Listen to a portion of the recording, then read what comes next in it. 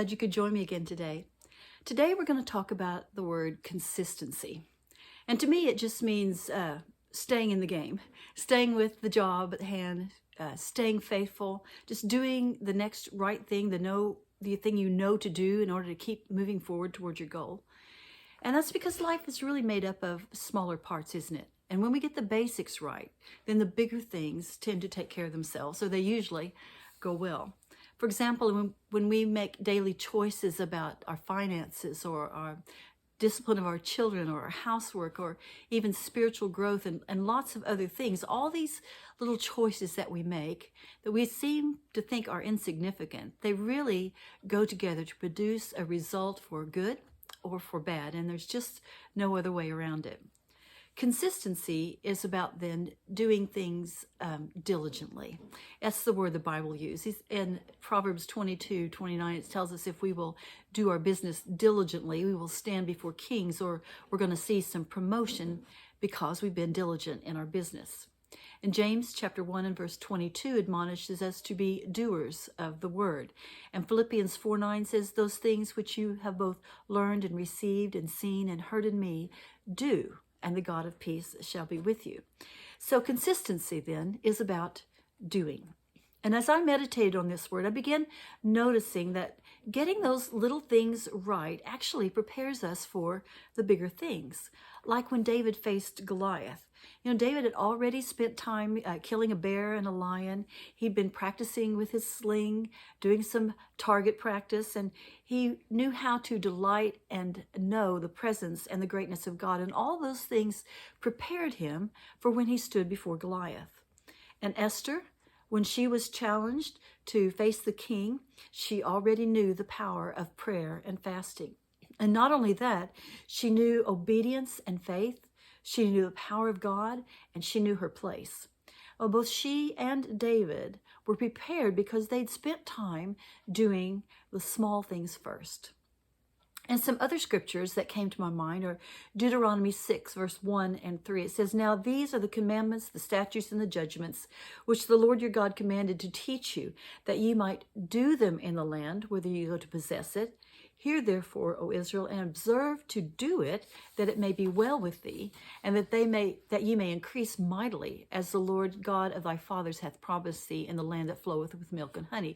So you see the two words of do. Do it in the land, observe to do it. So if we do what we're supposed to do, as God instructs, there will be increase or benefit for our lives right now. And if we continue doing them consistently, they're connected with a long-term promise of blessing. In Hebrews chapter 6, verse 10 tells us that God sees our faithful labor and he rewards us. Hebrews 10:35 and 36 lets us know that we need patience, that good things come to them that wait. Haven't you heard that before? And Ephesians 1:5 and 11 shows us that God also works consistently to his plan, even if we don't see it or understand it. It says he works according to the will of his good pleasure. And most of us know the promise of Romans 8:28 that all things work together for good. So all these things add up. They all add up.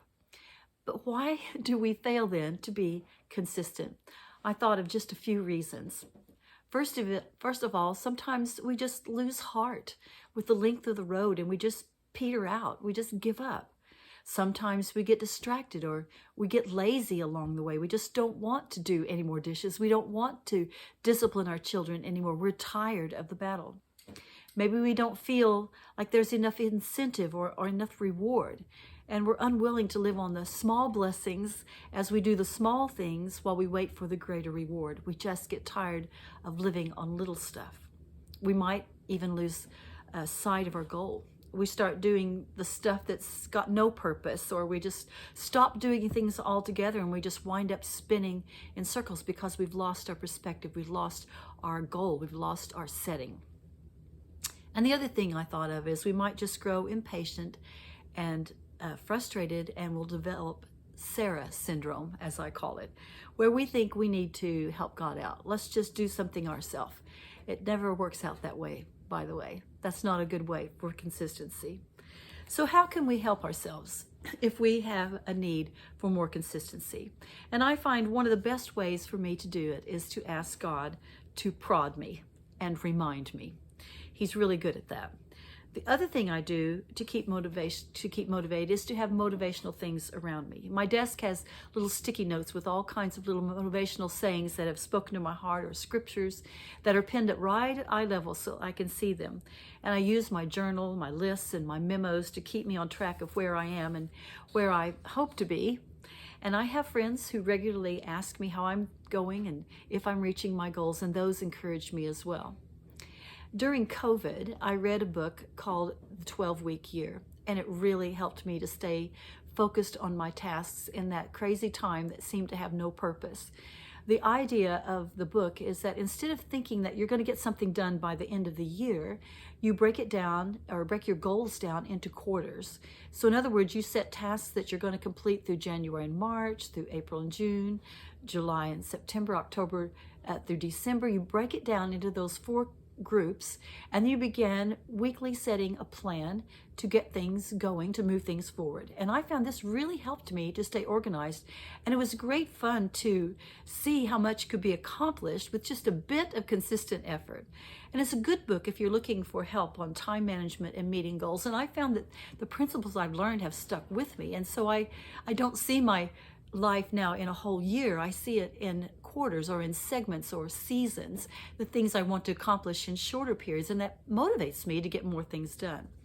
And I liked the idea from the book too, that to make a little point to celebrate when you reach a goal. So at the end of every 3 months, you take time to celebrate a little bit. Maybe you go have a manicure or have a shopping trip, or just put your feet up on the couch and have a cup of tea, read a book, just relax and know that you've reached a goal. And there's such a good feeling about knowing that you did reach a goal. And then when I look back and I look at my notes that I took, I star the things that encourage me to keep moving forward. Things that went well, I can actually see things that didn't go well as well. So it's a good way to just kind of focus and sort yourself to keep moving toward goals. Now, we said that consistency in small things pays off, and there is a truth in that. After over 40 years on the mission field, I can attest to the fact that consistently taking the next step of faith in obedience has produced more than my husband and I ever dreamed of. With consistency, churches have grown, souls have been saved, and spiritual character has been built in the lives of ourselves and others, and goals have been reached. And when we look back, then we see God's hand. He was always there, consistently working according to the will of His good pleasure, just as He promised. We can trace His hand and see how He moved things around, moved us around, moved people around, and worked toward the goal that He had for our lives, and we can rejoice in that. So if you're a mother with small children, be encouraged, be consistent in your love and your discipline. It pays big dividends in the end for you and for your children. If you're a student, be consistent in your study and be consistent in the quality of the work that you demand of yourself. If you're in ministry, hang in there. God is at work. You are His tool, so just be consistent. Do the next right thing by faith in obedience to the Scriptures. So no matter where you are in life, consistency is a simple discipline that pays huge dividends. So stay with the game. The reward is just around the corner. I'll see you next week.